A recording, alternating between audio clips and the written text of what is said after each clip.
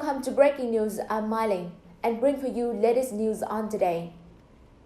During a short state address to the nation on the state of a string of attempted bombings of political figures, President Trump called on Americans to unify and send a clear message that acts of political violence have no place in the United States. His words were remarkably presidential. He definitely condemned the violence and clearly described the federal investigation underway, promising any resources necessary. At the time Trump spoke, the Clintons, the Obamas, former Attorney General Eric Holder, former CIA Director John Brennan, and George Soros has been publicly identified as targets. Despite his police remarks, Trump missed an opportunity. We don't know who is behind the bombs addressed to Democrats. We don't know if it's someone motivated by Trump or someone or something else entirely. Trump shouldn't take responsibility for violence that could have nothing to do with him, but he could have used the moment to own up to his own rhetoric, to apologize for the times he taken his attacks on his political rivals too far at rallies or in the heat of the moment on Twitter. Trump could have attempted to actually make the unfolding crisis a moment of unity by seeking redemption. But he didn't, and the final days before the midterms will be a test of whether the moment has strengthened him much at all.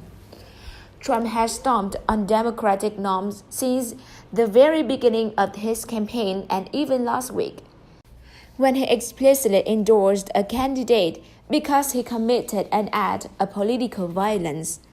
Any guy that can do a body slam, he's my guy, Trump said to cheers and laughter at the campaign rally for Representative Greg Gianforte. Gianforte body slammed a Guardian reporter last year, breaking his glasses after the reporter asked him a question about health care in the middle of the Obamacare repeal fight on Capitol Hill. In the weeks before endorsing that incident, Trump targeted other liberals with veiled threats on language meant to vilify his adversaries. 2 weeks ago, he went on Fox and Friends and attacked Attorney General Eric Holder for calling Democrats to kick Republicans in the midterms. He better be careful what he's wishing for, Trump told Fox News. That's a disgusting statement for him to make. The week before that, he accused liberal billionaire George Soros of paying women to pretend to be victims of sexual assault and protest Brett Kavanaugh's nomination to the Supreme Court, tweeting, "The very rude elevator screamers are paid professionals only looking to make senators look bad. Don't fall for it.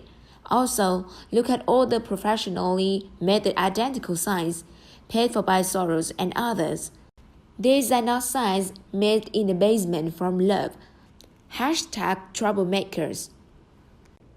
As much as it would have been a good moment, in theory, for Trump to take a look at his words, he can't really change.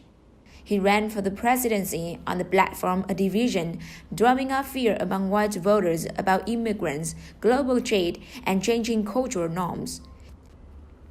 He vilified his opponent.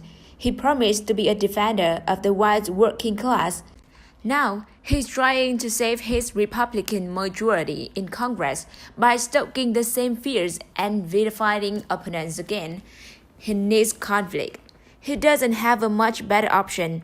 Republicans discovered that their policies are very unpopular, from their push to repeal Obamacare to their tax cut bill. So instead, they've pivoted to claim credit to policies they don't actually support, like protecting pre-existing conditions and drumming up, again, fear of immigrants, focusing obsessively on a caravan of Central American refugees, all for the purpose of trying to vilify the opposition. Trump called for the country to come together today, but he knows division is what keeps him in power. And this story appears in Breaking News, a news from us on the latest tweets and turns around President of the United States Trump. Subscribe and follow us along with more about Trump administration's policy.